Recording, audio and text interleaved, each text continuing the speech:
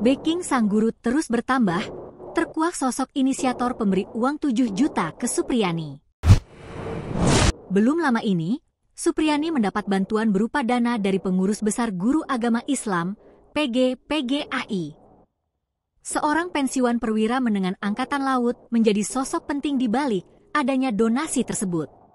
Seperti diketahui, Supriyani merupakan guru honorer salah satu SDN di Baito. Ia dilaporkan seorang polisi bernama Aibda Hashim atas kasus guru menganiaya muridnya. Saat ini, proses hukum tinggal menanti vonis dari majelis hakim.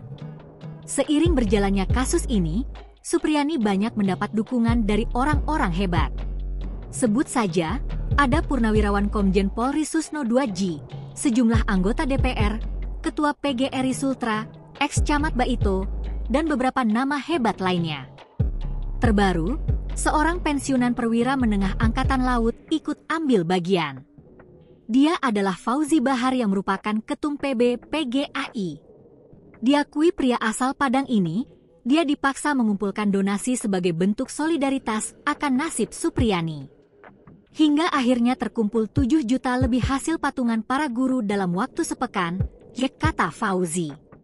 Mengutip Surya.co.id, Fauzi pernah menjadi wali kota Padang dari 2004 hingga 2014. Sebelum terjun ke politik, pria kelahiran 16 Agustus 1962 ini punya karir mentereng di dunia angkatan laut.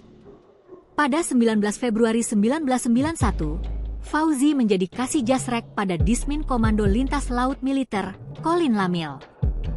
Berturut-turut, ia menjadi Pabanwat Perspers Kolin Lamil pada 31 Maret 1995 dan Pasimim Persatuan Pasukan Kata, Sapaska, Komando Armada Barat, Koarmabar, pada 23 Maret 1996. Ia menjadi Pasimin Satpaska Koarmabar pada 20 Mei 1999. Ia mengakhiri karir militer sebagai perwira menengah Dinas Potensi Maritim Angkatan Laut, Pamen Dispot Maral, pada 2000-2003.